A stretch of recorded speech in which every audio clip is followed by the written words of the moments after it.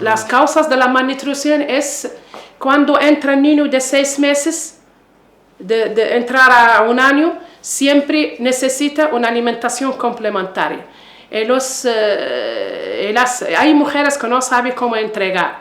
Y hacemos aquí también un taller, cómo demostrar a las mujeres saharauis cómo debe dar la alimentación complementaria para entregarla al niño.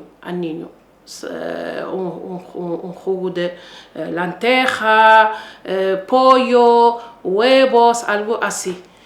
También hay otras malnutrición que siempre están en el campamento, es de la alimentación grande, de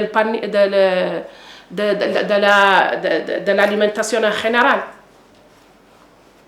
Es un problema. Aquí no hay cosas ricas con la alimentación en general, no hay. Tiene que comprar carne, tiene que comprar pollo, tiene que comprar muchas cosas.